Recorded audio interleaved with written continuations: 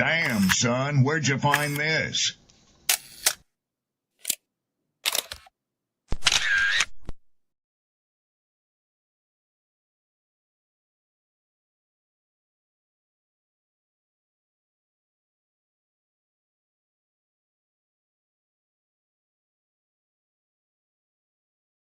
Ladies, understand something. The top end of a woman's weight is 145 pounds.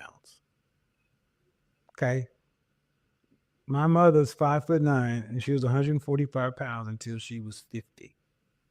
That's the top end of your weight because there should be about a 40-pound difference between you and men.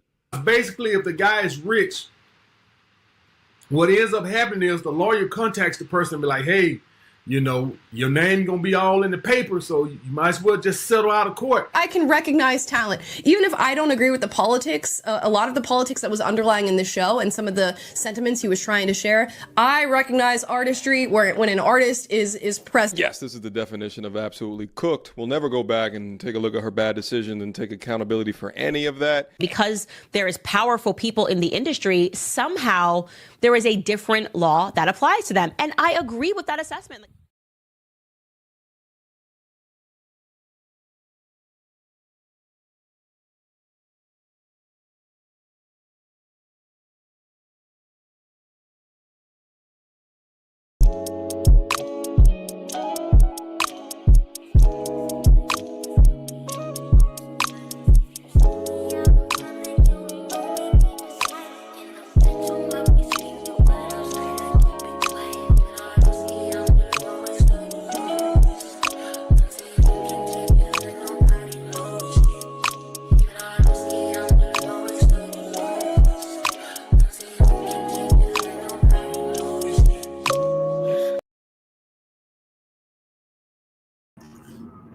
Hello, peace and blessings, good people. Happy Wednesday, hump day, whatever day you want to call it. It is still Wednesday.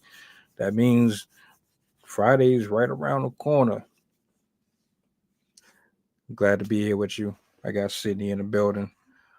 We got an interesting one for you tonight. I'm going to bring her up. I'm going to let her do her thing. I have something that I'm going to pull up to the screen. You might want to bear with me. To everybody who is new here, I appreciate you for visiting. By the time this stream is over with, I hope that you got something from it. Shout outs to you. Shout outs to my older people, to the new faces. Peace and blessings to all of my poets, writers, and content creators. I got to give you your flowers. Let's go ahead and jump into tonight's conversation. The woman of the hour, Miss Sydney, linguist, you are up. Hi, everyone. Hope you guys are doing good. For those of you that don't know me, my name is Sydney. I have my bachelor's degree in psychology, my master's degree in environmental education, and I have a love for all things science, particularly natural sciences.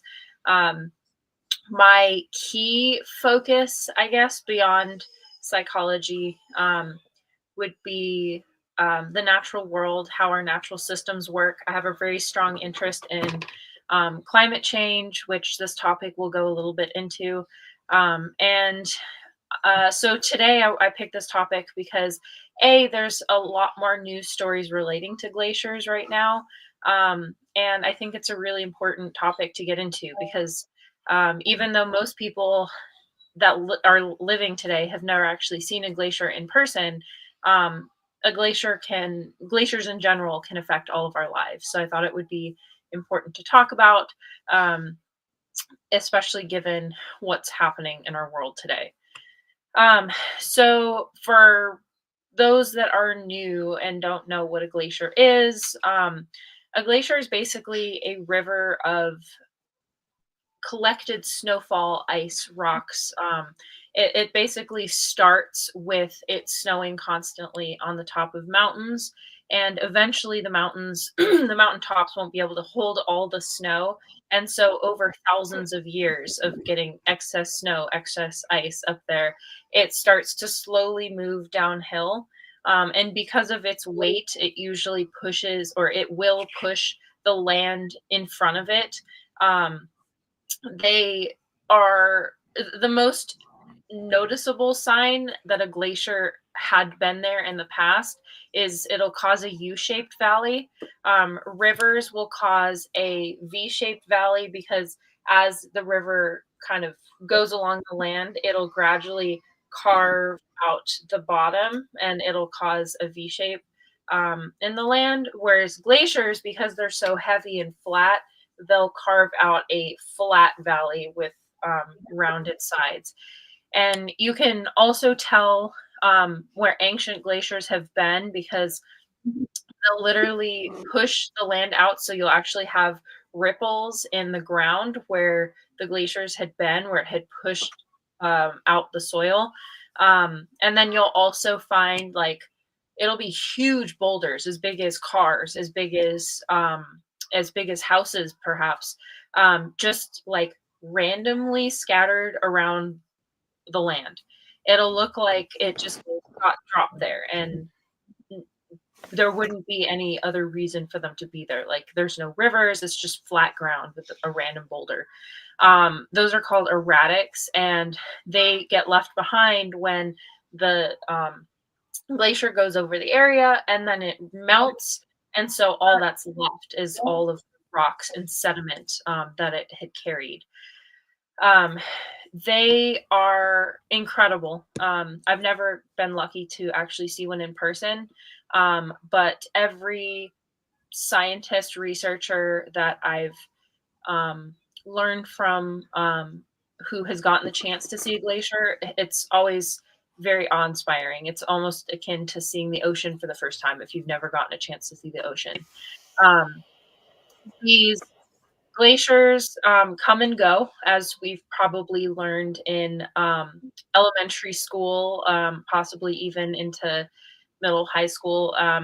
We once had glaciers that reached in the very far past. It actually during a time called Snowball Earth, which let me get the time right. It was happened twice.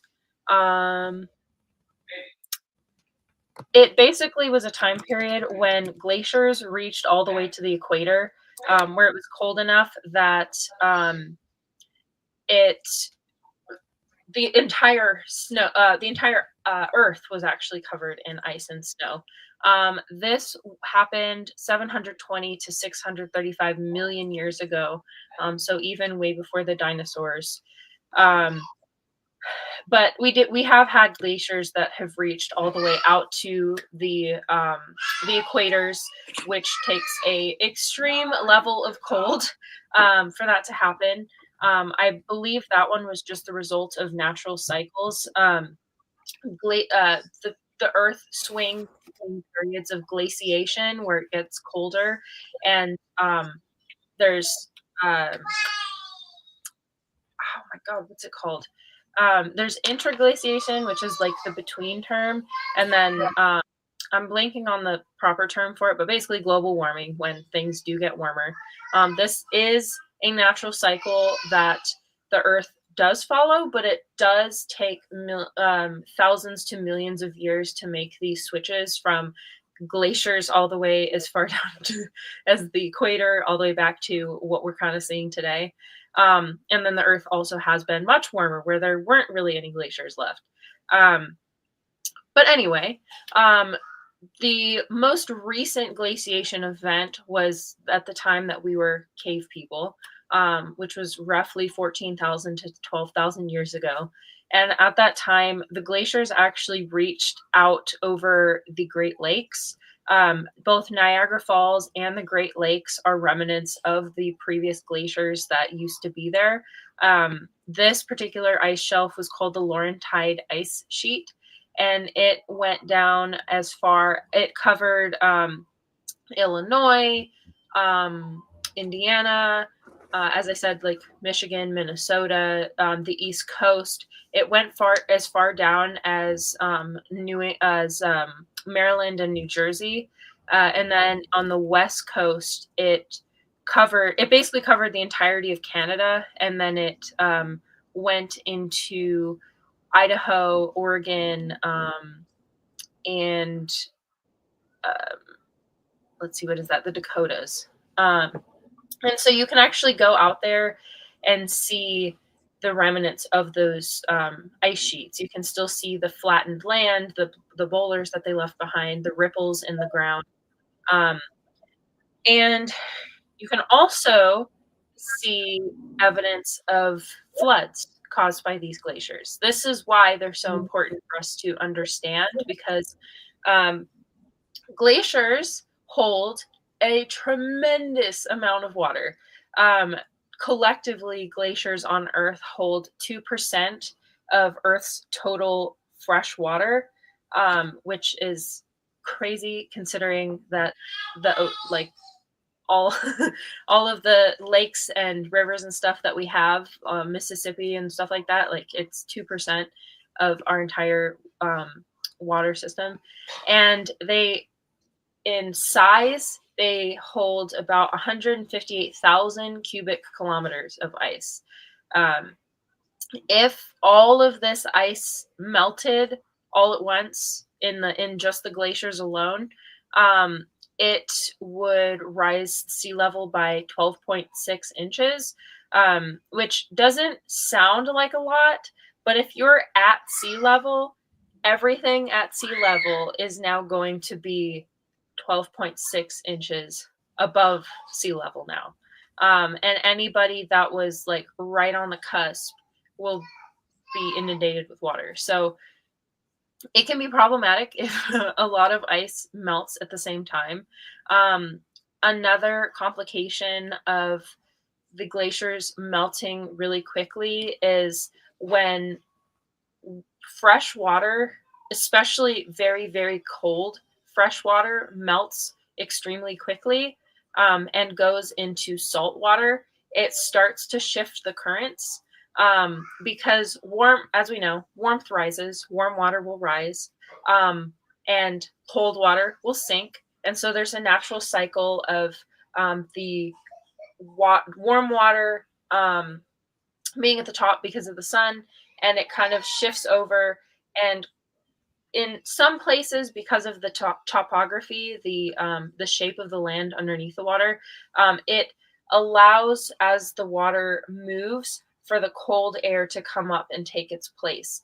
But if you also have an intrusion of cold water, fresh water into salt water, the fresh water is going to prevent the warm water from being able to move. It's going to kind of mix in with it, and it messes up a lot of the circulation of the ocean currents. And that is why the AMOC shutdown is so closely linked to melting sea ice. For anybody that's my age or older might remember the movie Day After Tomorrow, where like the whole eastern seaboard froze overnight, and suddenly like the whole ocean like flooded into New York City. And it's basically that, except it doesn't take 3 days. It takes a couple 100 years to shut down these systems. But part of the issue is we're kind of already a couple 100 years into this process. And so we're starting to see, as you can see from these pictures, we're losing a tremendous amount of ice all at the same time. I believe we've, let's see.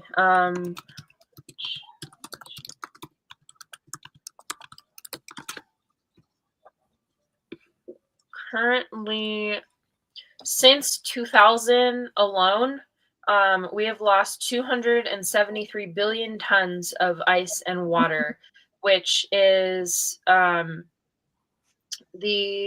believe it was enough to raise sea level rise by, let's see, 1.7 millimeters, around an inch, if it's right. So yeah, we've already had, as you can see from the pictures, an exceptional loss of these glacial systems. And besides the fact that releasing all this water into the ocean can affect the circulation of the system, and it can kind of cause stagnancy in the underwater currents, which is not just a problem for weather. If you change the circulations, the weather will start to change because there's nothing to shift storms out to sea. There's nothing to like the air pressure systems will kind of dictate where storms will go, and without them, storms will just kind of like hover in the same place, or they'll last a lot longer in the same spot. The other issue is that they also cause floods. One of the more common ways is their fresh water will start to collect behind the main ice sheet. It'll be kind of thicker towards the front because everything's almost backed up. And if the water collects too much, and becomes a force too great to be withheld, that ice dam effectively can break open and release billions of tons of fresh water over land. Places like Alaska, Iceland, Greenland, Canada, they've been having an increasing number of what are called glacial outburst floods. And these floods are extremely dangerous because not only do they release a crazy amount of water all at once, but they also, because they come suddenly and quite ferociously, it can be very hard to escape, especially if you're downstream.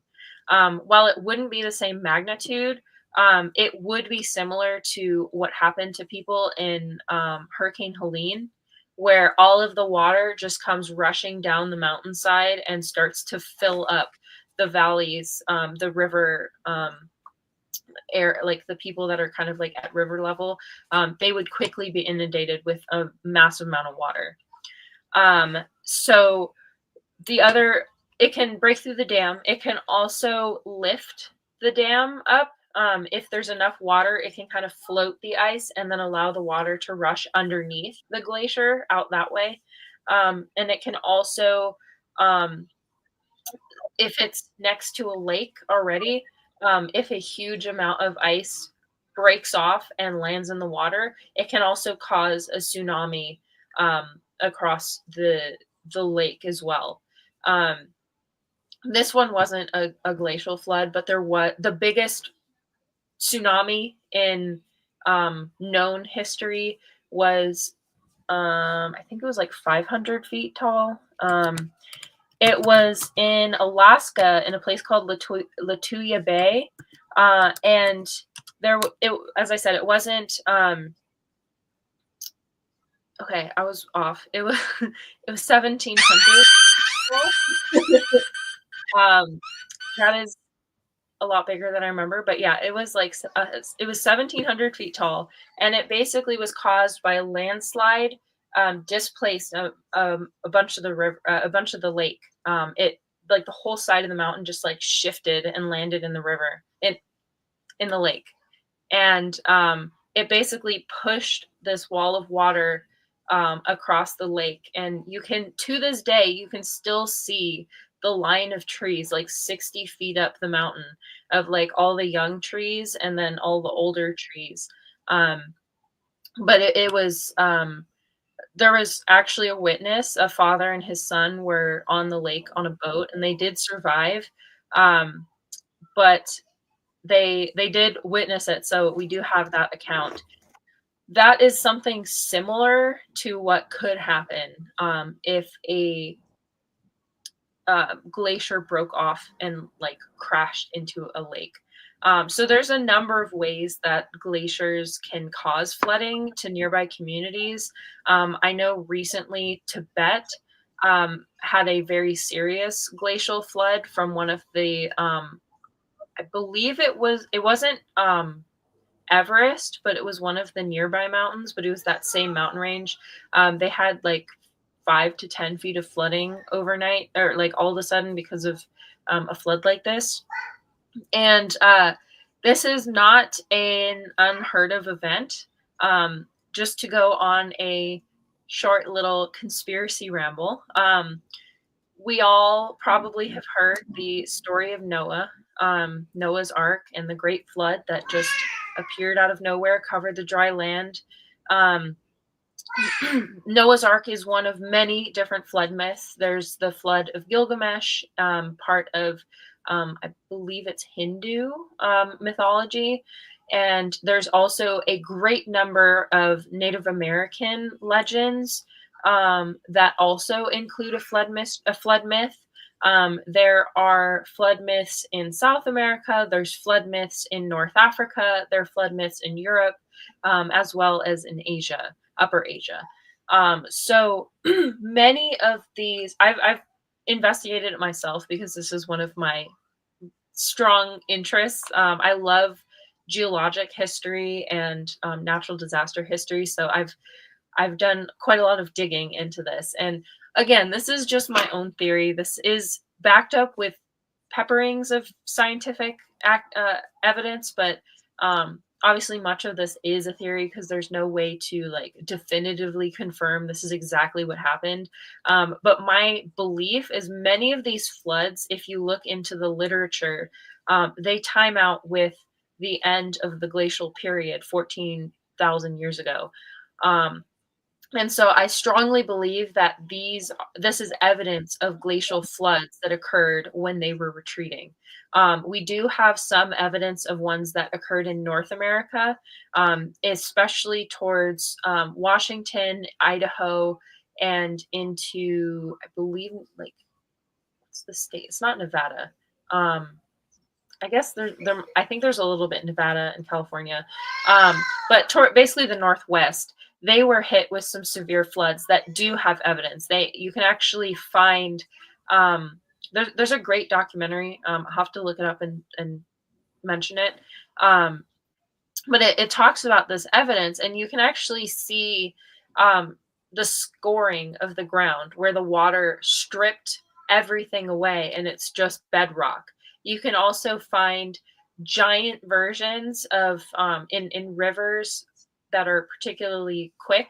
They'll like dig holes into the ground because the water will kind of like form these whirlpools, and they'll almost like drill into the rock below.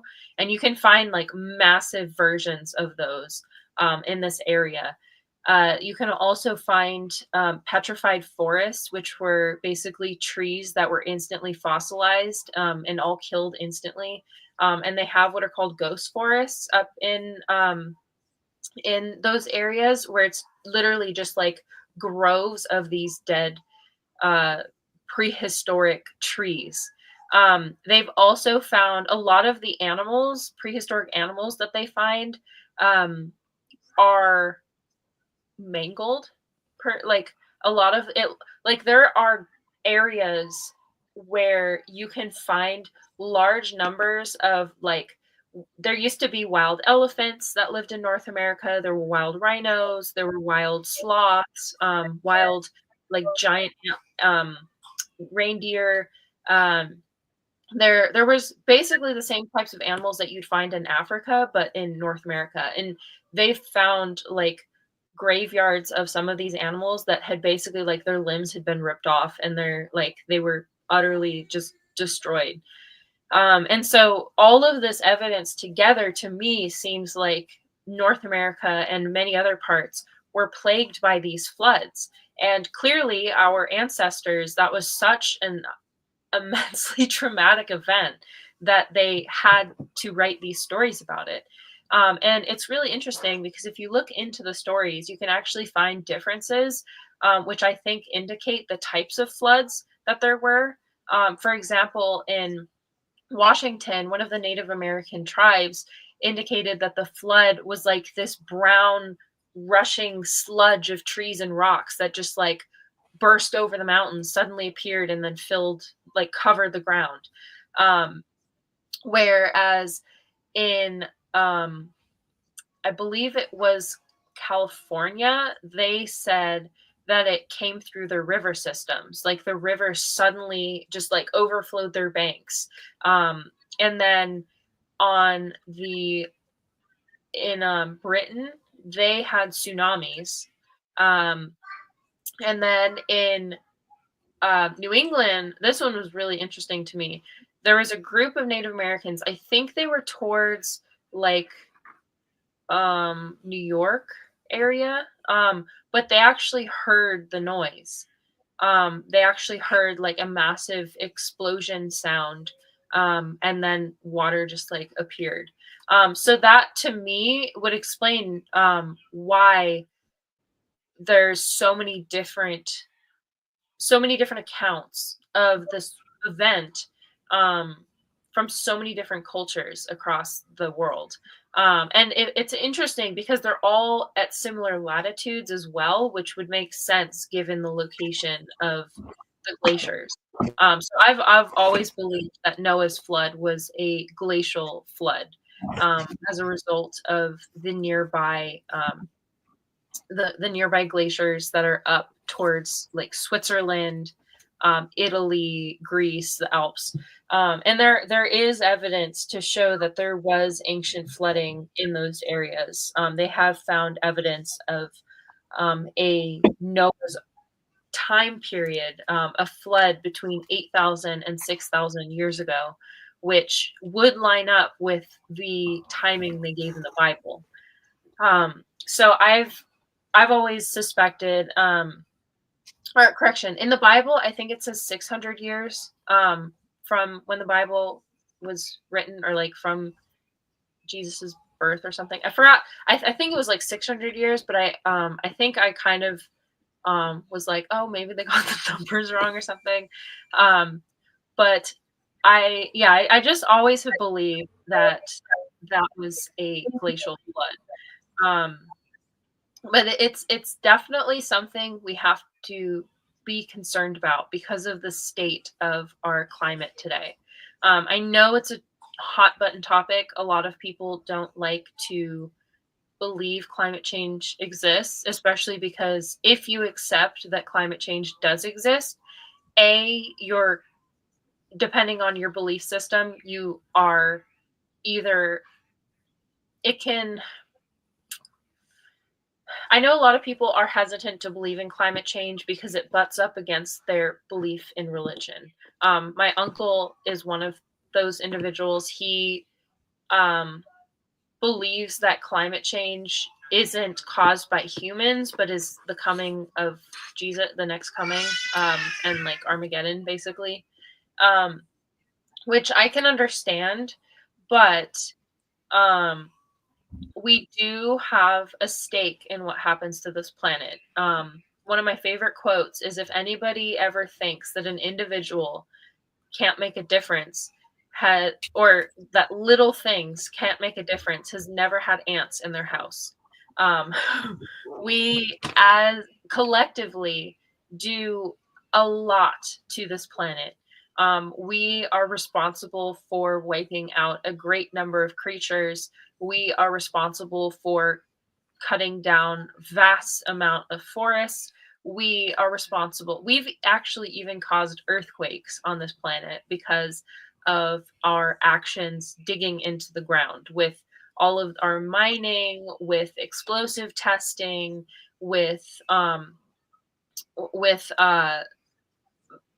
fracking, where you basically shoot water into the ground to extract material from it. We've been able to cause damage to our planet.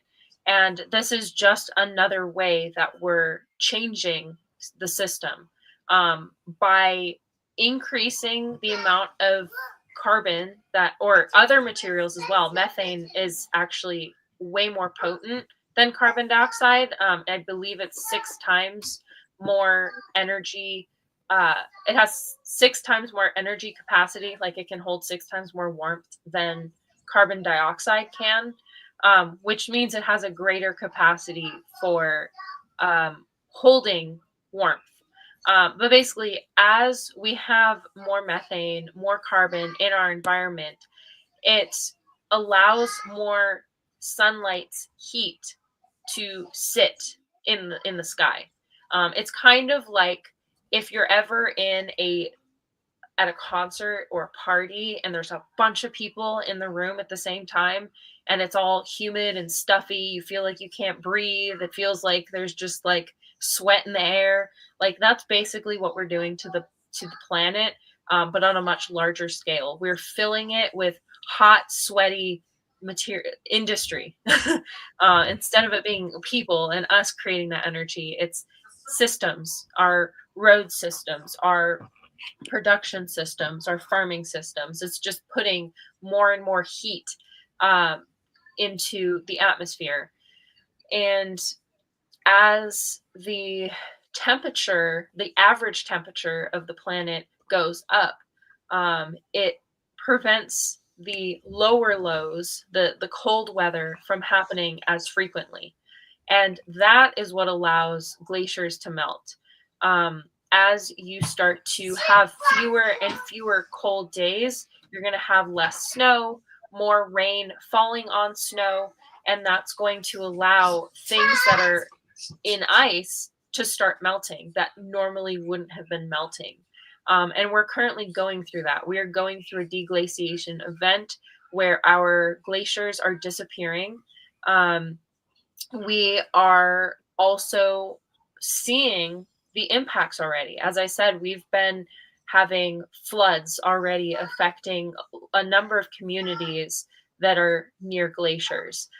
They recently had one in Greenland that was the largest flood in modern history, I believe. It happened at Catalina Lake in East Greenland. It released 3,000 billion liters of water.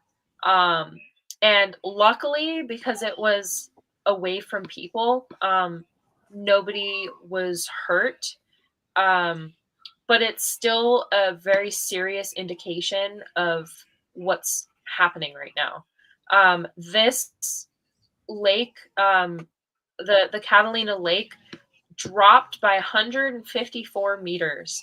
And then they found a 25-meter long tunnel that this amount of water basically broke through. So that really speaks to the power of these glaciers, that it can like literally break the ground. And then one final consequence, which we don't have a ton of research showing this happening in our time. We've never really had this happen, but they do have paleological records showing this. But as the glaciers melt, the other big problem is it's a lot of weight. There's a lot of weight in these glaciers. Water is very heavy. As these glaciers melt, it starts to release pressure on the land. And as it starts to lose this pressure, the earth will start to shift how it's shaped. So like, let's say there's a glacier on this part of the land's going to be flat. But once the glacier has melted away, the land's going to start shifting. But when that happens, we're a ball. Or most people believe that the earth is a ball. And if you press on one part of the ball, another part of the ball is going to move. And so when you release that pressure, the ball is going to shift again.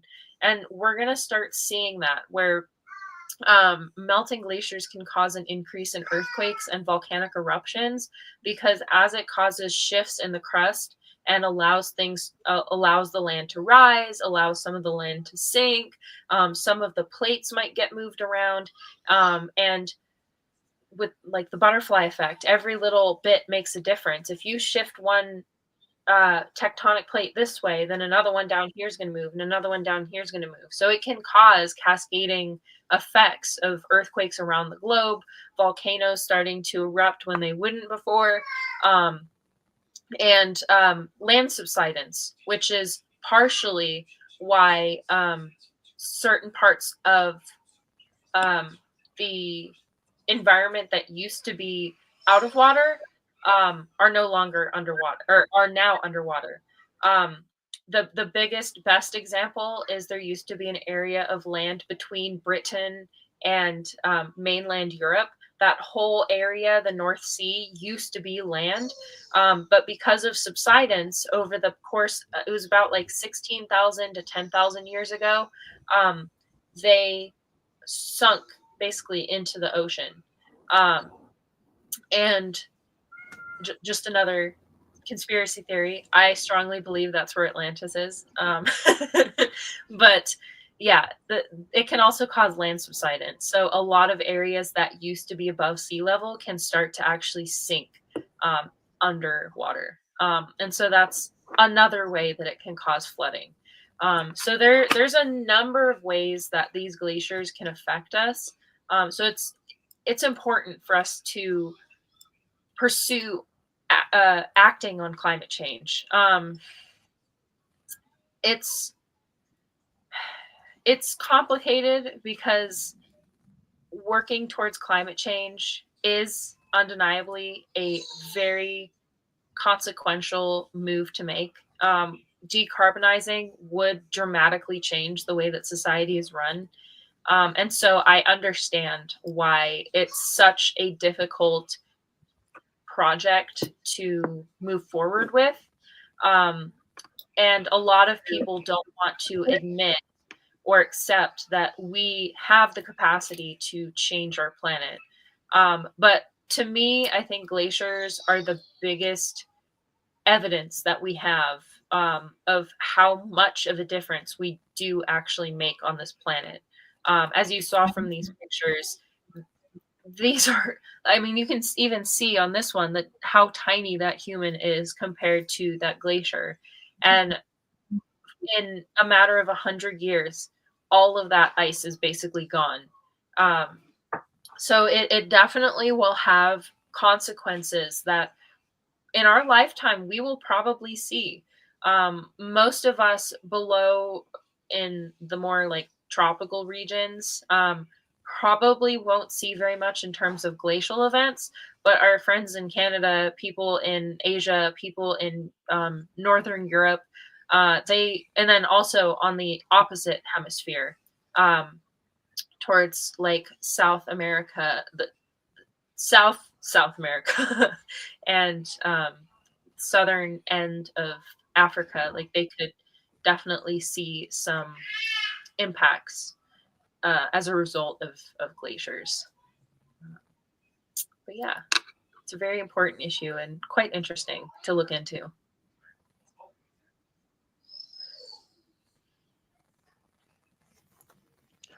A lot of what you brought up, I saw it on a documentary a few months ago.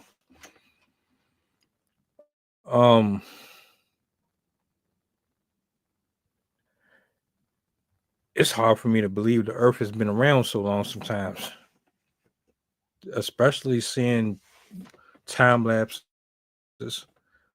with these pictures showing you 1913 versus 2012. You don't really know how important it is until your life depends on it. Agriculturally, I know this is going to affect us a lot. Like from what I'm understanding,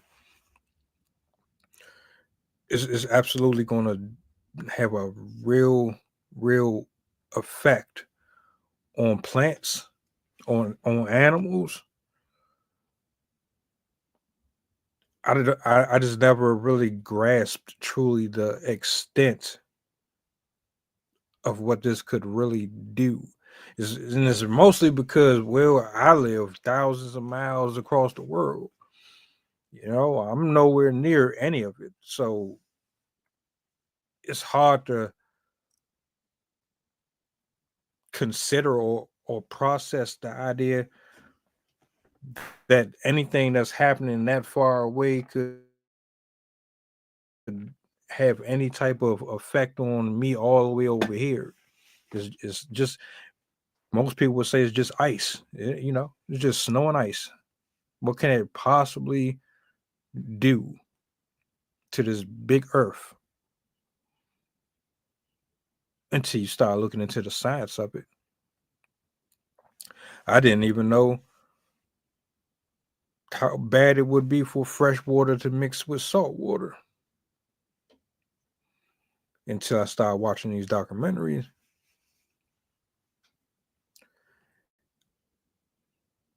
But just like the movie, which I know they exaggerated a bit, tsunamis happen, hurricanes happen. You can tell that Mother Nature is speaking, and it's in reaction to things that we are doing to a huge degree. Most of us are not going to be alive to see any of this. I don't think anyone wants to see this happen, but doesn't really seem like people care too much. But let's say, for argument's sake, you do care. Well, there are things that you can do, that I can do, to kind of contribute to kind of making things a little easier or better. I remember not too long ago, we were speaking about the sun and the intensity of the heat, and how, like, on some trucks and in certain locations, they use like this special paint or this special type of material to keep the intensity of the heat off of like certain vehicles and in certain locations.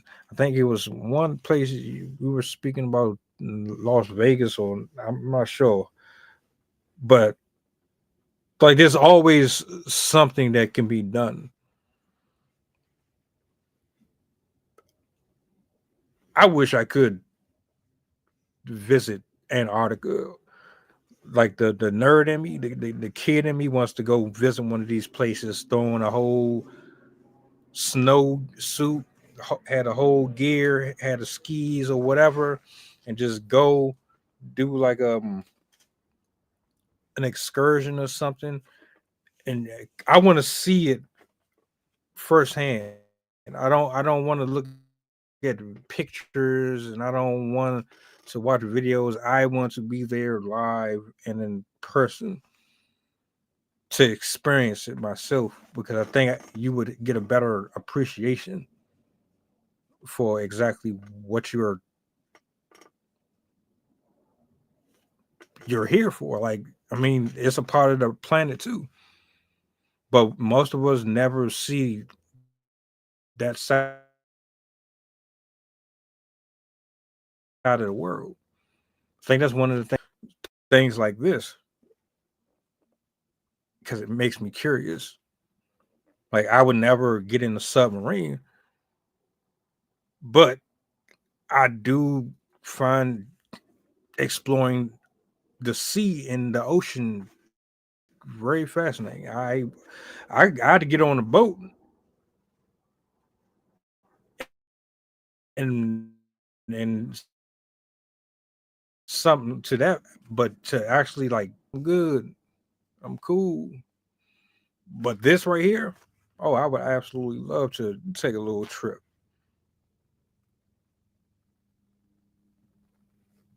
Yeah, this is one natural place I would always love to go to.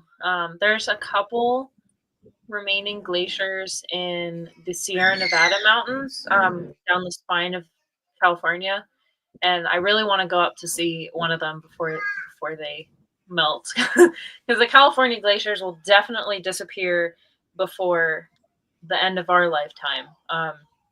If the temperatures of this planet get above 2 degrees, we'll lose about 60% or 3/4 of our glaciers.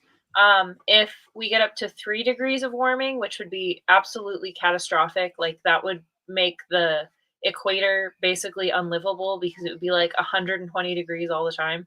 Um, that might be a little bit of an exaggeration, but it would still be exceptionally hot and humid. But the if it gets to 3 degrees, we're going to lose about 70, 60, 70, possibly as much as 80% of our glaciers, which is also a problem. Even ignoring all of the climate change impacts, moving the earth and melting, raising sea levels, all that stuff, millions of people rely on these glaciers for fresh water. The rivers that come off of these glaciers, especially towards like the communities, the mountain communities towards like Tibet, Asia, in Asia, like China, India, a lot of these places rely on river systems that are directly fed by glaciers. And so losing these glaciers would be losing a water source for potentially, by that point, billions of people. So it is very problematic. Not to mention, one of the things that glaciers and snow and the poles are good for is because they're white, they reflect a lot of the sun's energy back out into space.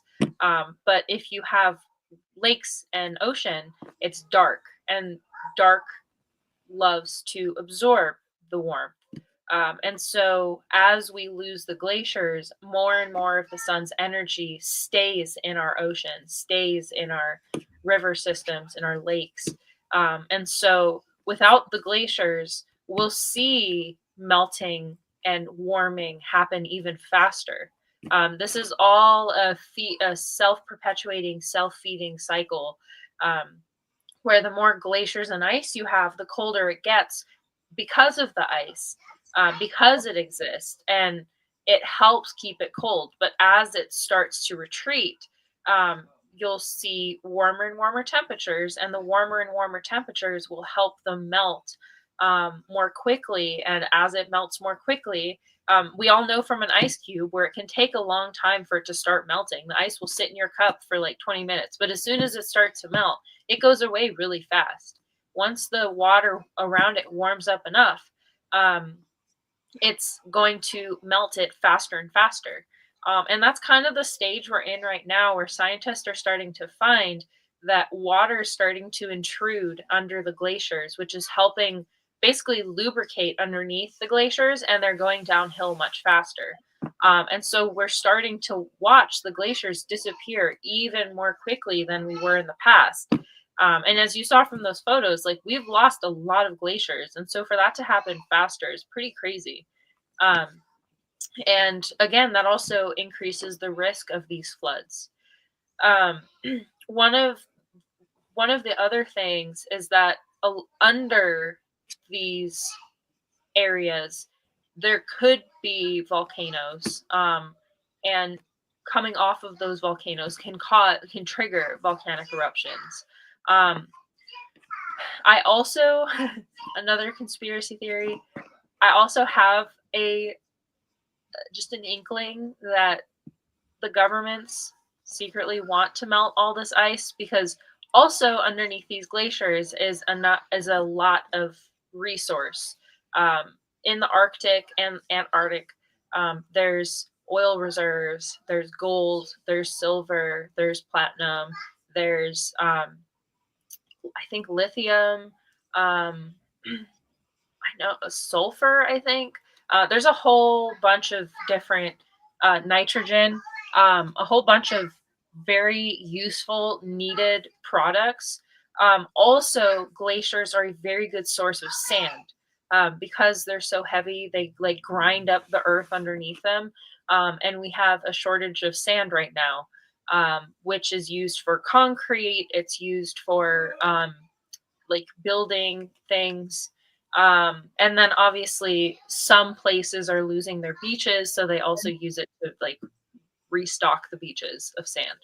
Um, so we are also losing, like, we're losing water, we're losing sand, we're losing these necessary things that are hard to replace. Like once they're gone, these resources take a very, very long time to regenerate. Those are the things that we are not going to see anytime soon. Where if we run out of these resources, we're not just going to be like, oh, let's just make some more. It took millions of years to make many of these resources, the oil, stuff like that. So once we're out of the things that we can use, that's kind of it. We have to find something else or not use that thing at all. And then what's the other thing I was going to say?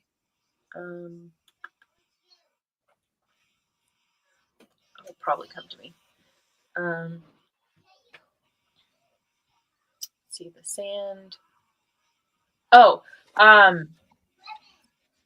there's also the I forgot it again. Okay, I'm just gonna move on. Did you have anything you wanted to add while I try and remember? I guess I have one question. What would this do to the agriculture, or would it affect it at all, do you think? It'll definitely affect it. As I said, a lot of downstream communities are using this water, and a lot of that goes to agriculture. Not to mention, because it helps cool things down, it'll affect the climate if those glaciers disappear completely. And it can also, obviously, like the floods, if you have more and more constant flooding, that can rush downstream and completely destroy crops, causing them to lose entire years worth of effort. And then also, because the floods can be so strong, so like since it's so much water, it's kind of like it comes in like a wall. And as I was saying, in regards to the topography and how you can find evidence of these floods, when they come through, they will wipe out the sediment. They'll wash away any soil and stuff that was in the ground. And soil takes about 100 years to create like 1 centimeter, or at least in the Midwest. I don't know about Asia if it's the same thing, but they can basically wipe away all of the arable soil, and prevent agriculture from being able to happen again. Not to mention floods in general. Once you have severe flooding, if it sits there for a long time, flooding does not just contain water. It's going to contain mud, the remnants of houses, materials, harmful materials, all sorts of like chemicals and whatnot that when it washed through factories and houses and businesses, everything, industry. And so it can contaminate the ground for long periods of time as well. If it's carrying stuff like lead or copper or chromium, like kind of the same thing what's happening in Moss Landing right now with it, except instead of it coming from the sky, it's coming from the water. So it can definitely contaminate the soil and make it difficult to even grow in the future after everything had been destroyed. So yeah, this will definitely have an impact on our agricultural system as well. Oh, that was the thing I wanted to mention. Also, a lot of the ice sheet, the glaciers and stuff, much of it hasn't been melted for thousands of years, sometimes millions of years in certain areas. that has the capacity to hold bacteria and viruses that the humans have never seen before. And so there is sounds sci-fi, but there is a possibility that we could accidentally release dangerous viruses, dangerous illnesses from the glaciers that can affect people. And it would be types of viruses that we've never encountered before. So it would take a bit for us to develop anything against it because we'd have to understand it first, understand how the virus works, and then create a vaccination for it and everything like that. And when you have a rampant pandemic, it can be very difficult to do all of that while trying to keep people safe. So there's definitely a lot of risks with letting glaciers melt.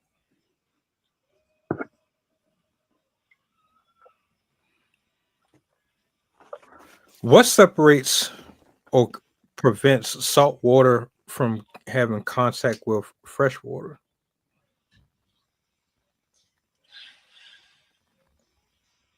Besides, like if we decided to dam up these places, it's quite unfeasible.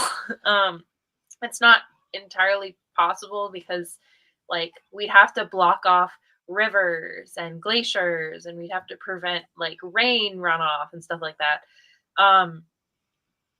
There's not really much you can do because it's hard to gauge from the picture, but if you were standing next to this glacier, these would be going up like 60 feet, 100 feet. Like these walls of ice are not like knee high. Like these things are like taller than buildings. And they're dangerous. Like people that their boating tours where they'll take you like along the edge of the glacier so you can see it and stuff. And they're like people have been killed because it like collapses onto them and releases icebergs into the water, and then they get hit by it, or they like ice lands and pummels them because it can like fall down in small pieces, it can fall down in large pieces. So they're like constantly breaking off into the ocean, and they're very powerful. Like they're literally pushing boulders and mowing down the land. So it would be very, very difficult for us with our engineering efforts to prevent this from going into the ocean. Like, unfortunately, really the only thing we can do that will have an impact is stopping our current carbonization efforts. Like, we have to reduce our dependence on carbon creating systems. But unfortunately, we've locked in the warmth that's already in the atmosphere. What we have done is already in the system. It's we can't go back. There's no way to reverse what we've done, so we can only stop it as it's happening. But the sad truth is, as much as I hate saying this, because obviously I want to fix climate change, there isn't really an easy way to fix climate change, because even the stuff that they promote as like, oh, well, it's eco-friendly and what, like windmills and dams and stuff like that, they all are better than cars because they don't release emissions, but they still require emissions because the windmills have to be rebuilt every 10 years. You still need carbon to create the parts that make the windmills, and you need industry to create the solar panels, and solar panels don't last forever. They only last like 25 years, I think. So we would have to fundamentally shift the way we live our lives. We would have to shift to regenerative food processes. Like we'd have to basically work with the land. We'd have to start going back. We'd have to go back in time, basically. We'd have to live the lives that our ancestors lived, but people don't want to do that. We're not going to do that voluntarily because we as humans don't want to give up what's good. especially if it's for consequences that we can't see. That's why climate change is a very, very touchy debate, because it's not just ideological, it's cultural, it's social, it's vices. It's people like, you mean I have to give up alcohol? I have to give up like my favorite car. I can't do, like, I can't travel on a plane. I can't. There's people focus on like, well, I can't do this. I won't be able to do that. And so it's very hard to reach people about what we genuinely have to do. And so that's why it's so difficult to make progress at all with climate change, because the effects aren't visible. To be the what to do is not very clear. And no matter what we do, there will be consequences. And so it's hard to move forward with any suggestion at all, because there's always going to be dissenters. But then it's also that people don't want to accept it. People I mean, even myself, like, I'm a climate change, I wouldn't say I'm like an expert, but I'm very, very well read in climate change. I know a lot of the research. I know a lot of the researchers. I know a great deal about the underlying mechanisms of climate change and what it'll cause and stuff like that.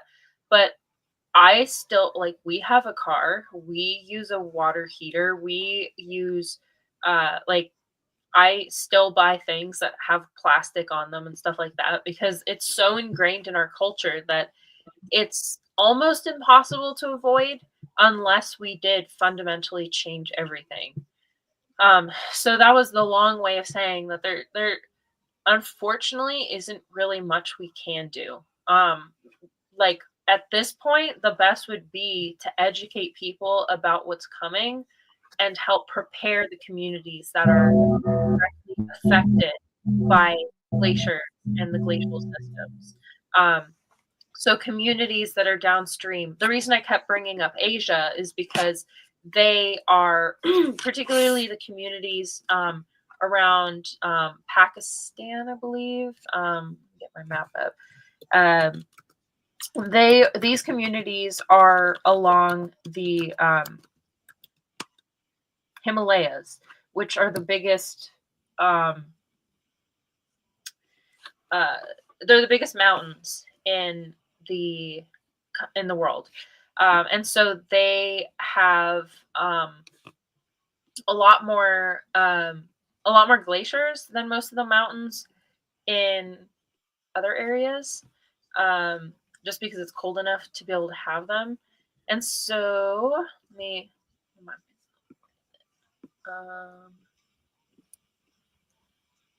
Pakistan, Nepal, Bhutan, India, Bangladesh, Bhutan. I said Bhutan.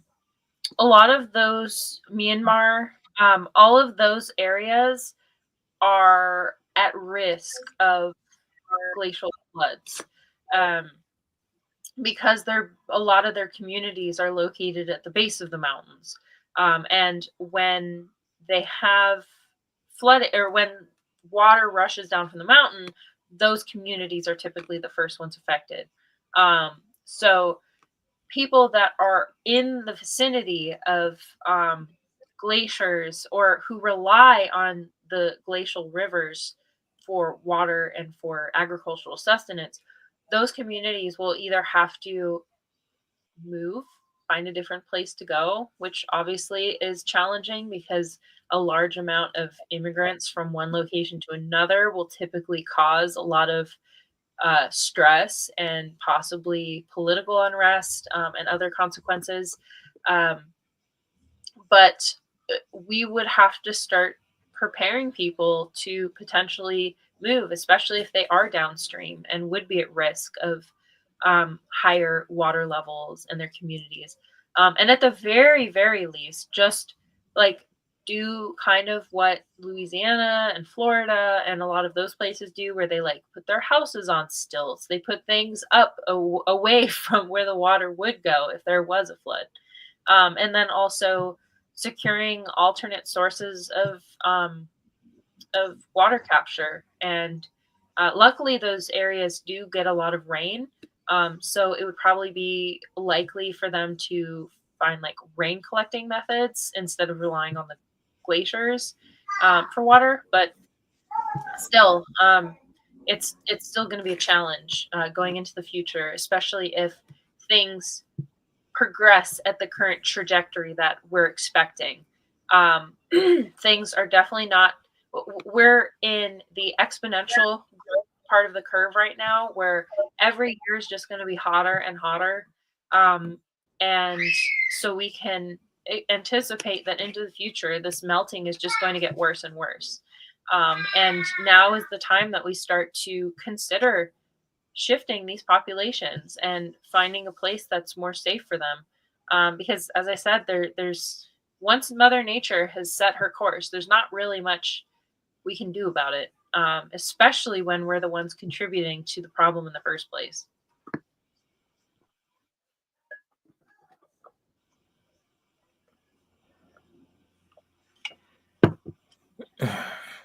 Sound like you're saying we screwed.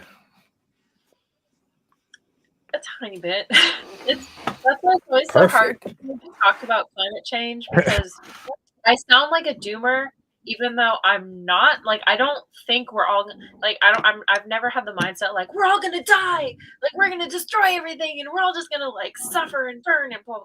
Like, I don't. We will adapt. We are adaptable people. We are an adaptable species.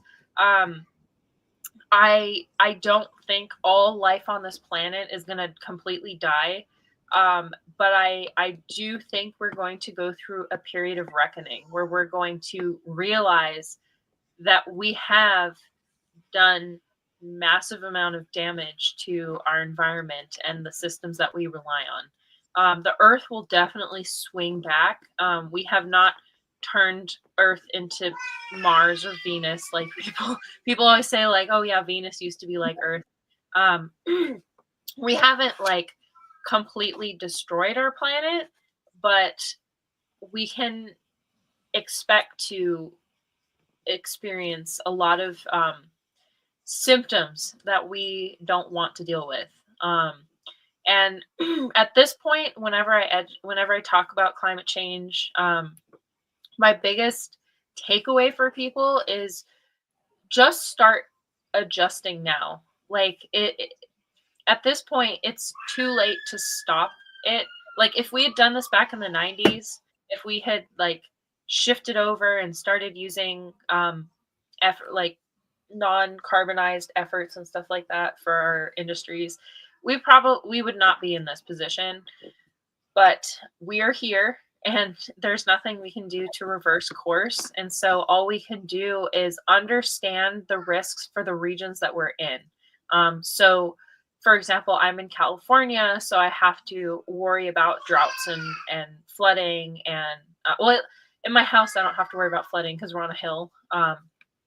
But we, like, when there's wildfires, I keep my phone by me. I have notifications going. I'm looking out the window just to make sure. And I keep track of the droughts. I keep track of if there's power outages and stuff like that. I look out for storms. And those are the things that people can really do for themselves. And also, like, just being aware of what's going on around you can help you prepare, because then when it does happen, you're not hit over the head like, what? We're running out of food, we're running out of water. Like, having the preparation can take away the shock factor and enable you to make better decisions once the negative thing happens.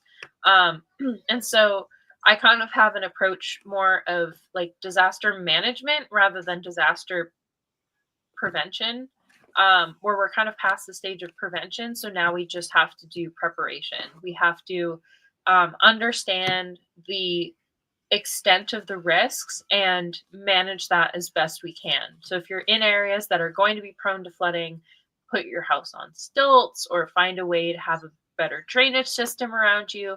If you're in wildfire zones, make sure that you don't have plants growing up to the windows and that you have possibly secondary system of like putting out a fire, having like resources set up for you to get out of the house if you have to in an emergency. I could even do a whole episode on like preparing for different disasters. But basically, like just being aware and being understanding, knowing that a lot of the time when Mother Nature knocks on your door, she's going to take whatever she wants and she's not going to care. And you have to make peace with that. If you're in an area, if you're in a forest, you have to make peace with, you might experience a wildfire, you might lose everything. If you live on the hillside, you might experience a landslide and your whole house might fall down the side of the cliff. And we have to be as honest with ourselves as possible that mortality is a thing of life, and unfortunately it's more likely that we're going to experience events that could make us face mortality. And all we can do is really educate ourselves, prepare ourselves, and pray that it doesn't happen to us, and just be as here's a more positive way to help yourself is being part of a community. That's really, to me, one of the biggest things that can make a difference, especially if you're at risk of experiencing disasters, is building on community, because those are the people that will come together with you if the whole town got destroyed, if your house caught on fire. They're the people that would come to your door to make sure that you got out if a tornado wiped through the neighborhood. And so now is a better time than any time to reestablish your connections with your neighbors, with your shopkeepers, with the people that live around you, the people that you rely on, and maybe even the people that you've never even said hello to, but they walk around your neighborhood all the time, because we're going to have to start relying on one another to get things done, to run our communities. Clearly, we can't rely on our government to do this for us, so we're going to have to start taking it on for ourselves. And in a way, we do have to go back in time to a time that we were self-sufficient. We helped each other. We relied on a trade and barter system, where we're not vulnerable to all of these systems, because right now we're highly, highly vulnerable to systems. If the agricultural system collapsed, most people would have absolutely no idea how to get food. In the 1900s, when there was the Great Depression, people could still like go out into the wild and go hunt animals, or like they could go foraging for stuff in the forest and stuff like that.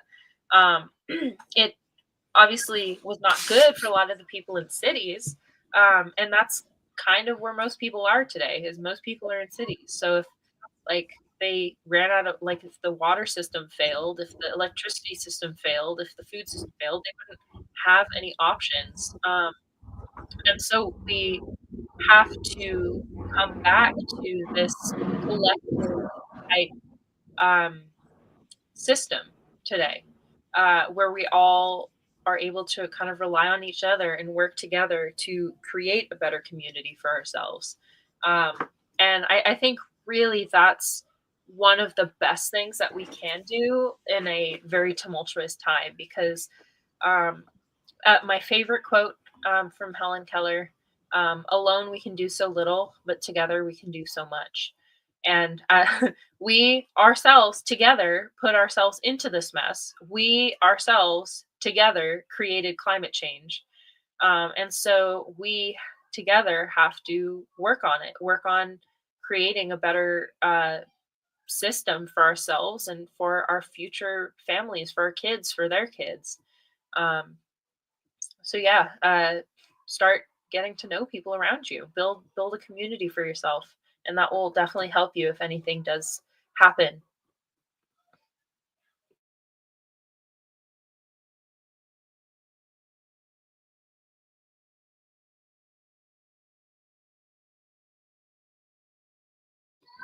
I think you're muted.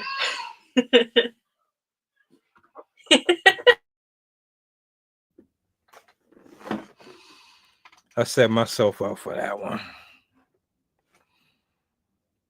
Well, I was just saying, let's just hope that we don't wait until we face a Armageddon moment to care. Like when the pandemic hit, nobody really took it serious until they took it serious. And I remember like it was yesterday. I was out on the football field. It had to be 80, 85 degrees out there. And we're moving football equipment. We're moving the lawn equipment from one area of the school to another area.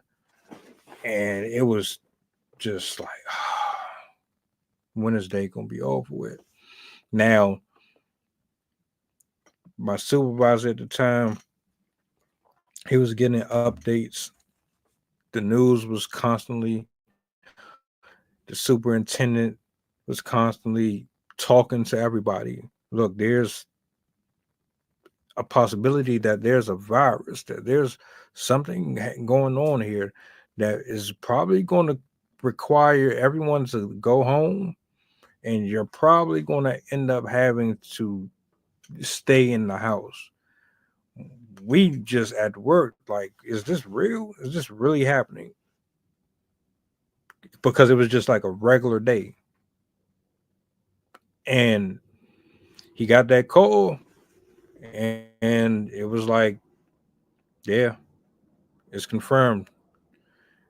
Y'all gonna have to stay in your house until further notice. And we were out of that. We were out of the building for like 3 months or something like that. Probably longer from them. But all I'm saying is, I would hate for this to be another one of those. But just knowing how we are, like you said, we're so used to things coming easy and they're convenient and quick that it's going to take that one person in the neighborhood to walk up and down the street with that foghorn, constantly talking about this and or whatever, for people to really wake up. But you know, we can hope. I don't think it's. I don't think we're that like selfish. We're selfish, but I don't think we're that.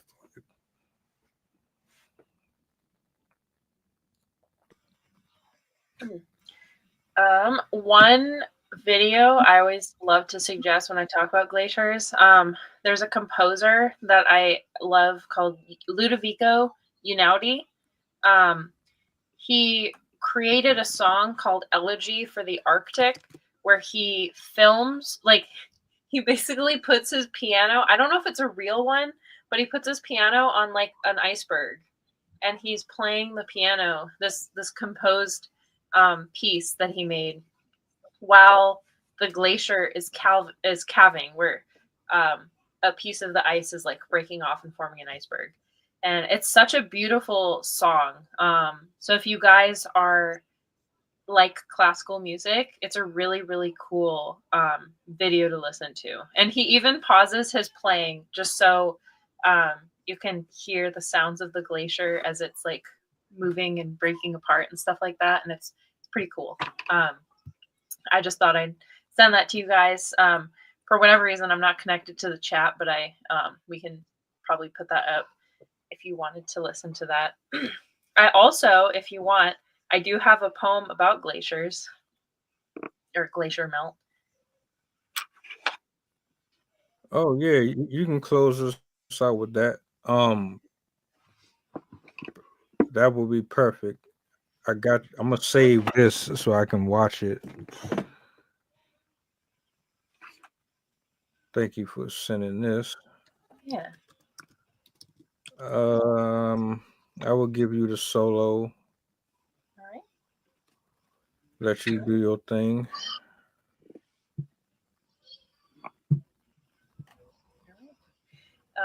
First, before I start, I wanted to thank you guys for watching. I enjoyed talking about glaciers with you guys, and if you ever want to hear about any other topics, feel free to let us know. I'm happy to cover anything under the umbrella of science.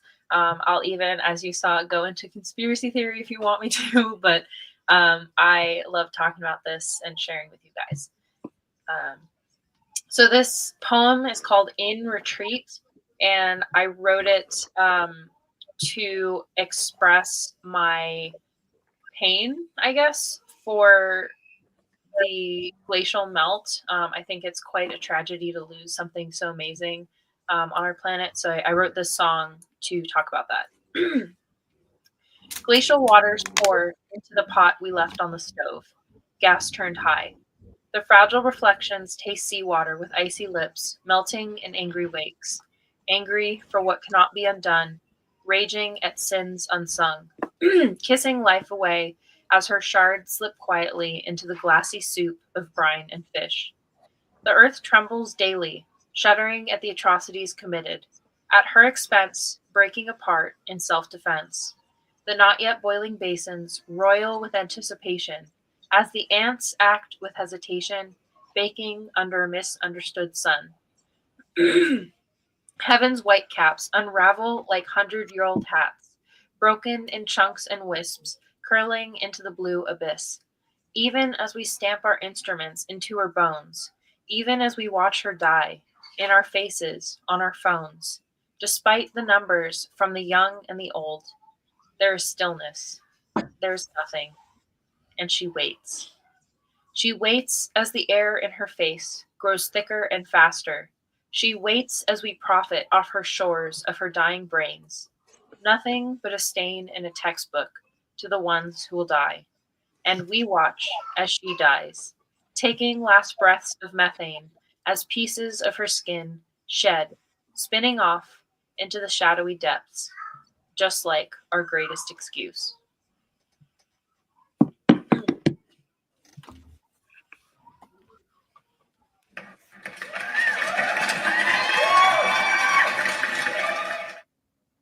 I just wanted to mention one fact that I thought of because I included it in the poem. I forgot to mention.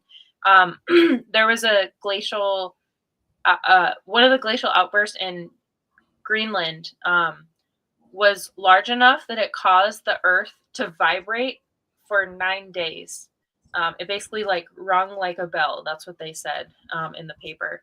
But it basically caused the earth to shiver for 9 days from just that one flood. So that kind of gives you an idea of the strength and impact of these amazing features.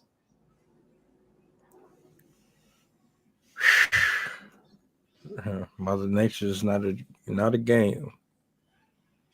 Absolutely. I thank you for sharing your wisdom with us as per usual. I learned something. I'm sure the people learned something. And great show, great topic. Thank you. Hopefully, Lord willing, one of these days I will get to take some photos in one of these nice little spots and be up close. I would love to experience that for myself. I would. Shout out to you. Shout out to everybody that's watching in the building. Thank y'all for coming out. Hope you have a blessed evening. Do me one favor if you would. You know it's coming. Push the goddamn button. Push the goddamn button. Yeah, I'll be easy, man. See you Friday.